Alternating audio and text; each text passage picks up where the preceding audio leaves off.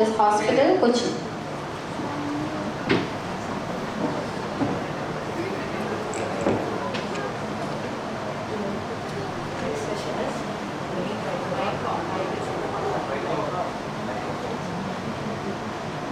Hello. Yes, thank you. The next session is Mini Glycagon Pediatric Diabetes Pathways by Dr. Parvathy.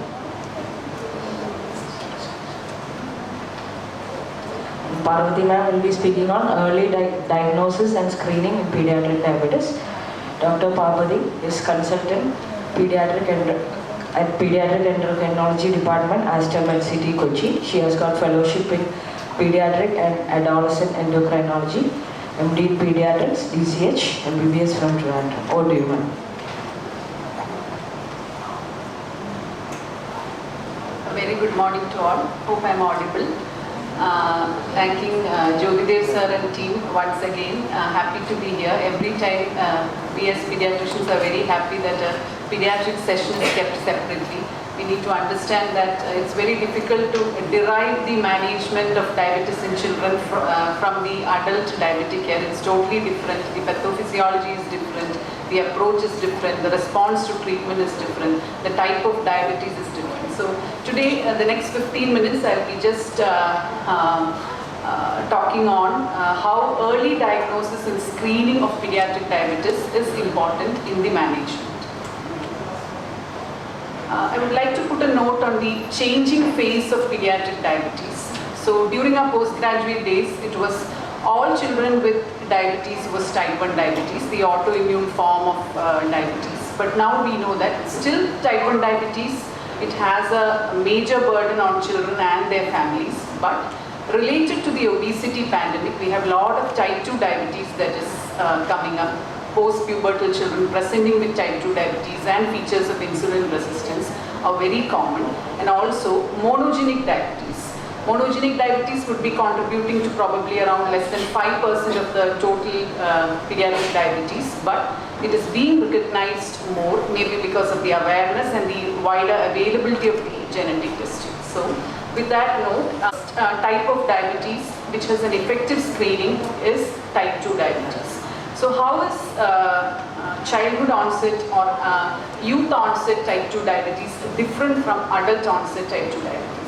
So it has got a more adverse trajectory related to the beta cell function. So it has been found that there's a progressive decline in or faster decline in the beta cell function in adolescents with type 2 diabetes than in adults with type 2 diabetes, and also found to be earlier, and also especially in post-pubertal more than 10-year children who are overweight or obese, we do a screening to detect early pre-diabetes or type 2 diabetes with a fasting blood sugar, oral glucose tolerance test, HbA1c, and also pancreatic autoantibodies are preferred to rule out the possibility of an associated type 1 diabetes. So if the screening is normal in such children, how do you repeat it in overweight or obese children? It can be every 3 yearly, and more frequently, probably yearly, if there is a progressive increase in the body mass index.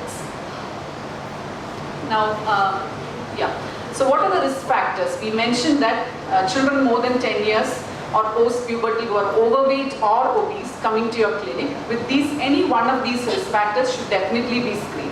Maternal history of diabetes or gestational diabetes during this child's gestation, family history of type 2 diabetes in first degree or second degree relative, high risk ethnicity. There are few ethnic groups which are which have high risk for type 2 diabetes, and conditions associated with insulin resistance. You have acanthosis nigricans, hypertension, dyslipidemia, an adolescent girl with PCOD or SGA. I want to stress on this SGA. We as pediatricians look on SGA as a separate group. SGA or IUGR babies, they have got a lot of metabolic complications, especially if they have a rapid catch-up growth. There is a high chance of dysglycemia and developing type 2 diabetes. So these are the risk factor groups where you would screen for type 2 diabetes or pre-diabetes. Now, management of a new onset diabetes, or where you are suspecting type 2 diabetes, how you go ahead. We need to understand that the classification of type of diabetes is also a bit blurred. The demarcations are a bit blurred now, especially we have obesity coming up. even in type 1 diabetes. So it might be difficult to differentiate between the type of diabetes. So if you have a adolescent with type 1 youth onset diabetes, where you're suspecting a type 2 diabetes, you look at the glycemic status. So suppose you have a HbA1c less than 8.5% with no acidosis or ketosis, you would start them on metformin and the dose titration as mentioned, and also you would check the pancreatic autoantibodies. If the HbA1c is more than 8.5% with no acidosis, with or without ketosis, you would start metformin plus you would add a long-acting insulin 0.5 units per kg per day and titrate it based on the sugars. If there is whatever be the type of diabetes, if the HbA1c is more than 8.5% with acidosis, you manage the decay and definitely you start upon subcutaneous insulin, and later as the sugars improve and based on the associated blood test, you would add metformin if it is a type 2 diabetes and based on the blood sugar. So whatever be the form of diabetes, the glycemic status decides the mode of treatment. That is the basic message.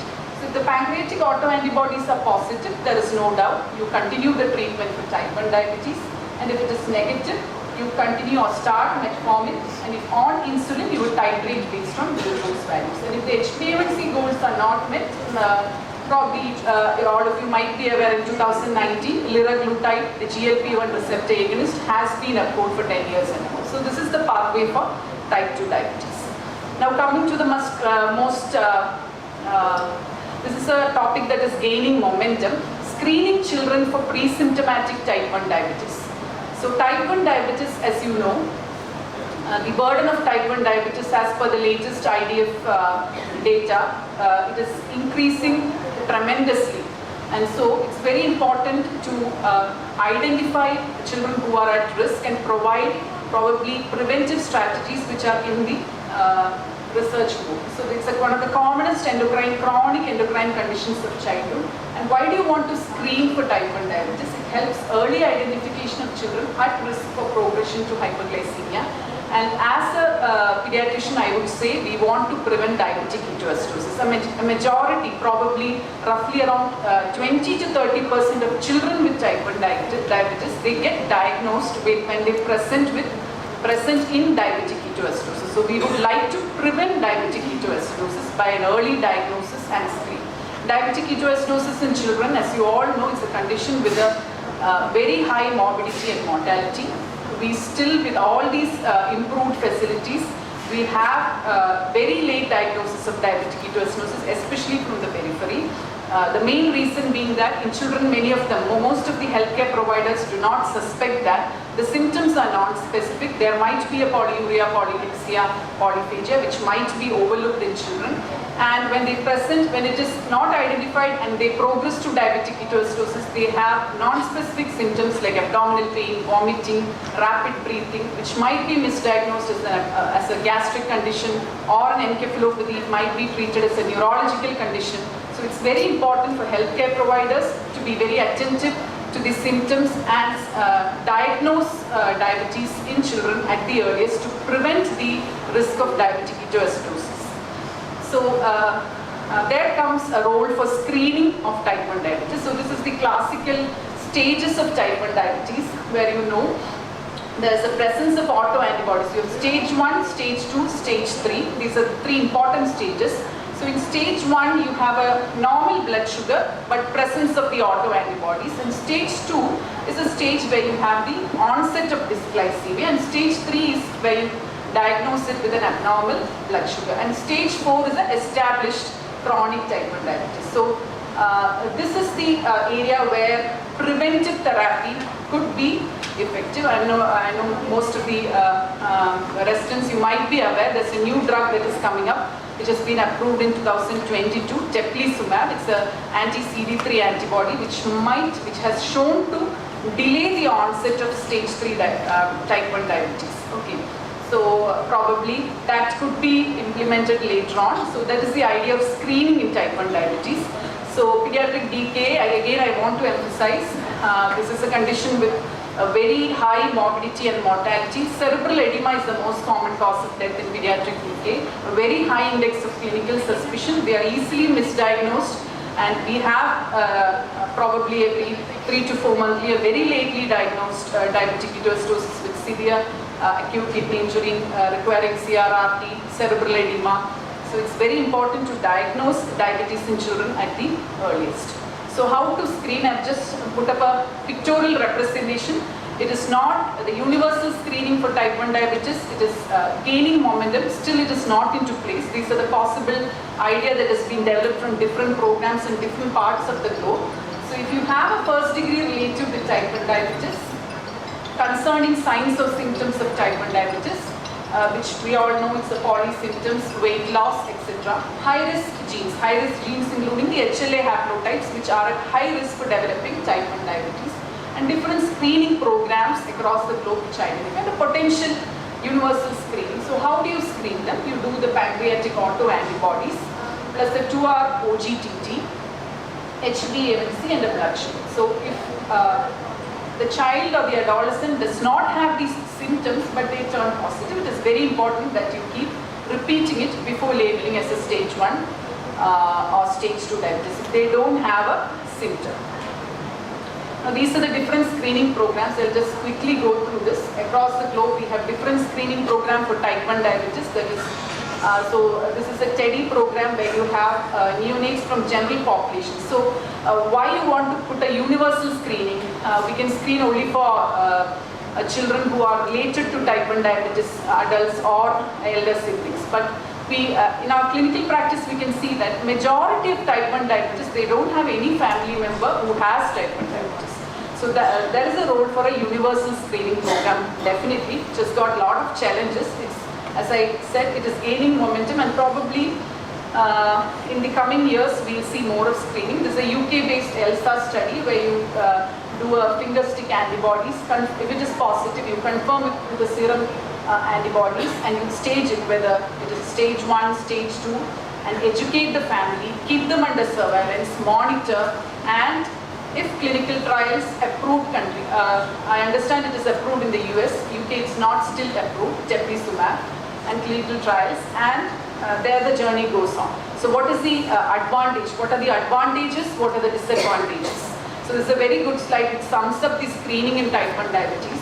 So what are the advantages of autoantibody screening? It reduces, number one, as a pediatrician, I would say reduces decay. Reduces decay at presentation, opportunities to enter monitoring programs for follow-up for the family, opportunities to enter trials, secondary prevention trials, improves HbA1c. It has been found that if a child or an adolescent presents with a severe decay, the chances of poor glycemic control later on is very high. So early diagnosis and optimal control is very important for further long-term, to avoid long-term complications. Opportunity to educate families, very, very important, again to prevent diabetic ketoacidosis. Distress was lower in parents of children diagnosed through screening. And what are the risks or harms? High risk status known, but time to conversion, the seroconversion rates varies. And psychological impact of living with risk, we need to understand that, and long-term follow-up is required. Surveillance is required for monitoring in all these screening programs. There is no licensed preventive agent. We only have teplizumab, which has been approved, which delays the onset of type 1 diabetes probably by, it has been shown around 24 months, 2 to 3 years. And 10% of type 1 diabetes could be autoantibody negative. You could not identify them. And sensitivity and specificity of screening test is not 100%. So there are a lot of research priorities, qualitative interviews to understand the acceptability of the family. And also, yeah. So what are the unanswered questions? Acceptability of the screening program to the general population, feasibility of screening to the general population, long-term implications, and licensing of the teplizumab. So, summarizing screening in type 1 diabetes, if any child, as a healthcare provider, if any child has weight loss, symptoms of increased urination, increased appetite, polyuria, polydipsia, polyphagia, please check up blood sugar. We teach our postgraduates, any child who is sick coming to the ED, please check up blood sugar. Because many of these, as I said, DK are misdiagnosed as asthma, encephalopathy, meningoencephalitis, all these misdiagnoses are very common. For new onset type 1 diabetes, if unsure of the type of diabetes, you need to screen with islet cell antibodies and C-peptide. And those with first degree relatives with type 1 diabetes or high-risk genes could be considered for screening for type 1 diabetes. And those with stage 2 type 1 diabetes may be candidates for therapy with teplizumab later on once it gets approved in our part of the globe. And when making a diagnosis of type 1 diabetes, most tests need to be repeated if there are no overt symptoms, as I mentioned earlier. And finally, about monogenic diabetes. So the third group of diabetes other than type 1 and type 2 in pediatric age group is monogenic diabetes. As I said, it contributes possibly to around less than 5% of pediatric diabetes, but it is not very rare. The awareness is increased and genetic tests are now widely available. So when do you suspect a monogenic diabetes? In pediatric age group, the major forms of monogenic diabetes, number 1 is neonatal diabetes and number 2 is MODY, which is definitely seen in adults too. So you have a youth onset diabetes less than 25 to 30 years. You do the initial clinical assessment, fasting glucose, antibody, HbA1c. And if it's an acute presentation, ketones are positive, the antibodies are positive, no doubt it's likely to be type 1 diabetes. A well child, ketones are negative, antibodies are negative. But the child or the adolescent has features of insulin resistance, acanthosis nigricans, hypertension, dyslipidemia, fatty liver, PCOS, more likely to be type 2 diabetes. But again, there are the symptoms, the presentation could overlap. And these are the areas where you suspect MODY, especially if you have a non-obese child.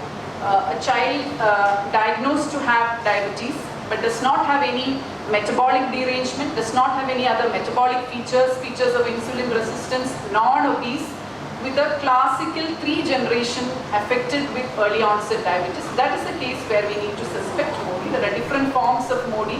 Around 14 to 15 genes have been identified, and the 3 common genes are the glucokinase MODY, the type 3 MODY and the type 1 MODY.